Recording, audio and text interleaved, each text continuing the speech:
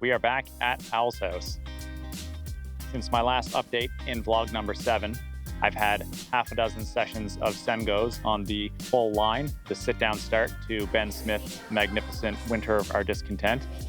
I feel like I'm so close now that if I can just try and leverage all my outdoor tactics, I can hopefully have success this season. Before I get into that though, I need to address why I look like the artist Ye the time he did an interview wearing a GIMP costume.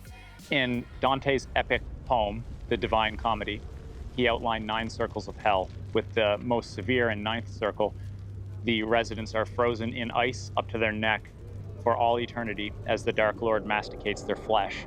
What people don't know is that there's actually a 10th circle of hell, and that is here, West Pennant, in the springtime once the black flies come out. Unlike mosquitoes, black flies attack in swarms. There's no amount of bug spray that you can slather on. You'll breathe them in, and they'll get on your vocal cords. They'll cause coughing fits. They crawl up your nose. They'll get in your eyes. Sen goes on a climb right at your limit with a swarm of black flies is simply impossible. The advantage to black flies, though, versus mosquitoes is that they don't hunt at night, and so they disappear completely at sunset, and that's what I'm going to take advantage of. I'm going to set up my pad setup, then I'll do the sunshades, then we're going to leave, go home for 8 hours or so, and come back after sunset and start the session. So the reason I'm going to use sunshades, even though I'm doing a night session, we've been doing night sessions going back 15 years now. And the issue's always been that the rock radiates heat for several hours, and it's not really until halfway through the night that it starts to get cool. The way that I'm going to deal with that is with my custom sunshades. I've made a few specifically for this project, jumbo size shade here, so that I can have a wider sweet spot of good temps. And that is for the corner here. This pinch hold here, I use both sides of it. My fingers are on this side of the arete. The thumb side is equally as important. Sengo sessions, I'm treating myself to the ultimate in sunshade tape.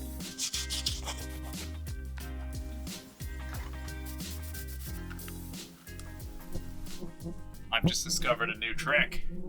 The flies are extremely interested in the camera right now. I mean, I'm sure there's a cloud around me, but holy smokes. There's got to be 100 flies swarming around the camera right now. The camera might be a good fly decoy. Sunshades are up.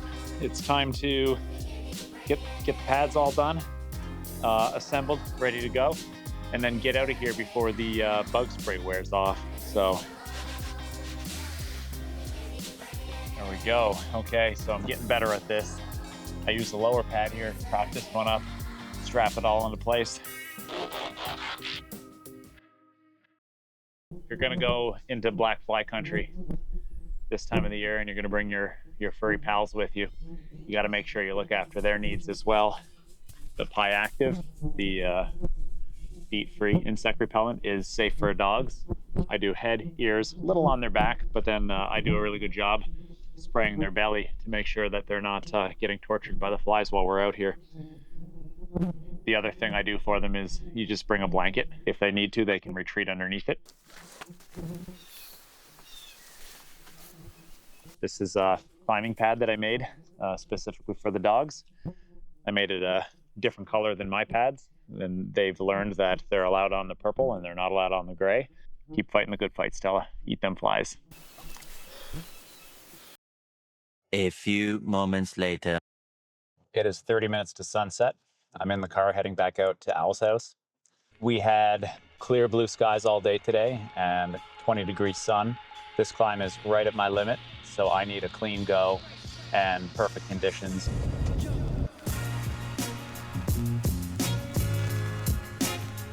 We are back at Owl's House, and the spawn of Satan, which were swarming in full force yesterday when I was setting this session up, are completely absent. Absolutely beautiful right now. So what I'm going to do now is take down the sunshades I put up yesterday. Then I'm going to set up the lights for the session before it gets too dark and start warming up. Got to get at it.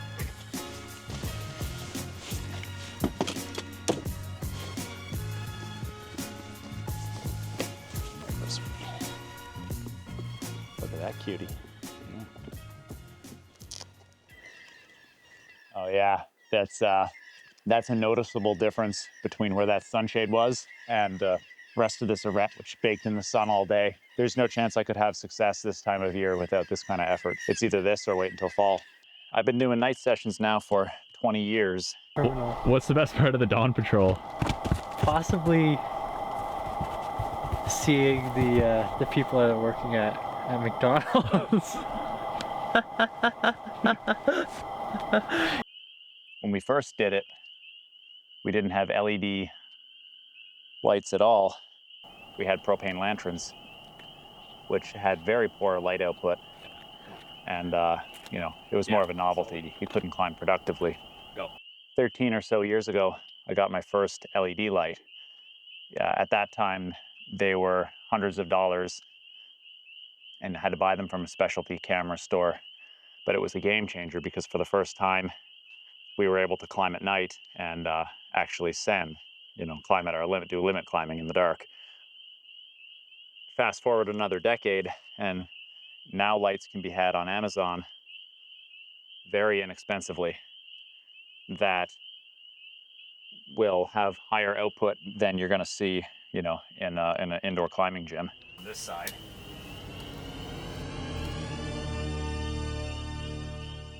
Pull on for the first time. You can tell a lot about your ascend chances based on how this first touch feels.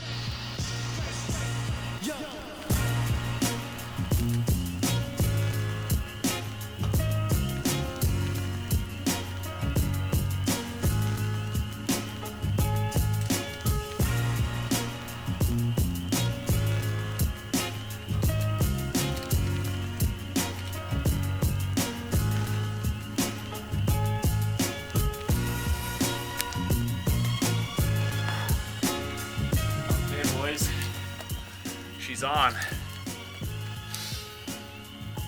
Did the top moves without warming up.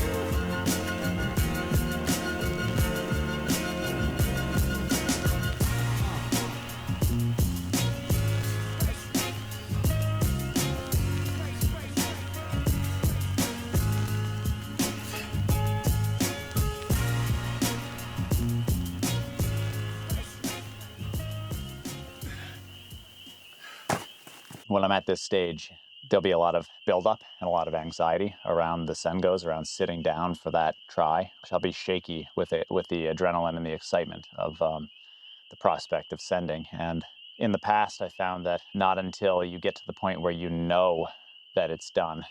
First, you have to know, not fear, know. And you accept that it's going to happen when it happens. When that feeling goes away, then I'm able to, come out and have that magic go. And I'm going to sit down, go for a send go without any expectations and not a lot of hope. It's only after we've lost everything that we're free to do anything.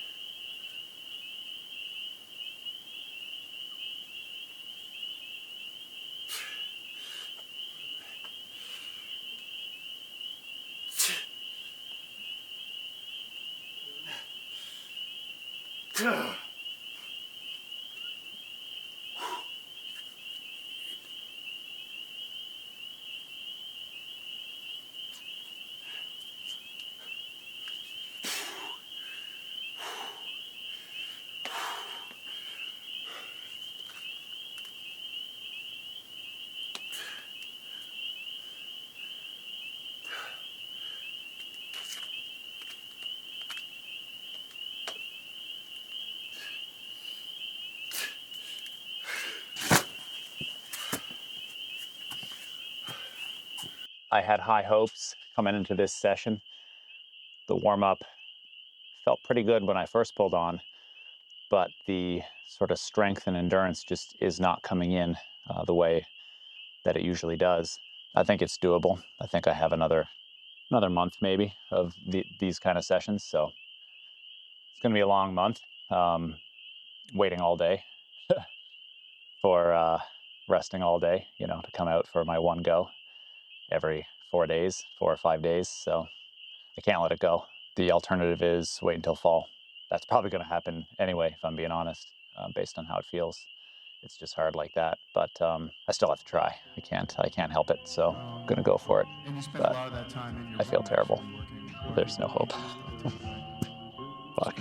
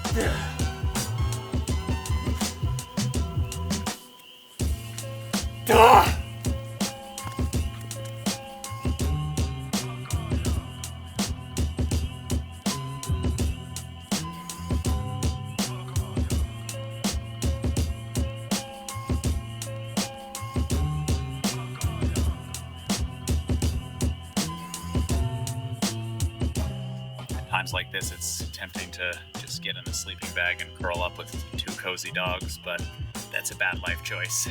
That ends up with a miserable excursion home at 3 in the morning. So it's best to just bite the bullet, clean up this mess, and get out of here now.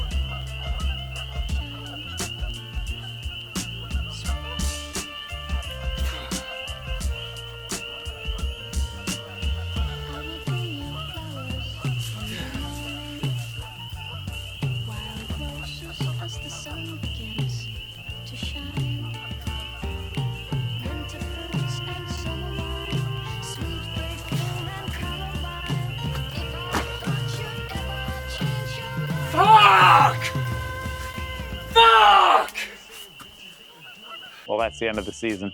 I'm going to have to give up on this climb and come back in 6 months or so. It was so close, but difficulty is getting away from me faster than beta refinements are lowering that difficulty. So it's not going to collide. So the difficulty is doing this, and I'm getting better, but it's escaping at a faster rate. And I don't have a chance anymore. I've been here before. I'm getting less far every session. It's deteriorating overall. It's addictive because it still feels possible. And so it sucks me in, but each session is worse than the last as the overall difficulty is ramping up. On this kind of granite, the summer conditions add anywhere from 1 to 4 grades of difficulty, and at the higher end adds more difficulty.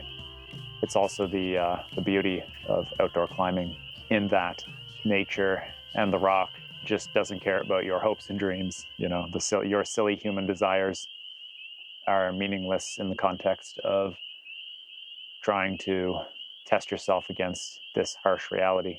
And sometimes you have success and it's an amazing feeling, and other times you just have to call it because I've been here before. It's not going to go this season. My fingers are a bloody mess. If I had started in on this line about a month earlier, it would have gone for sure.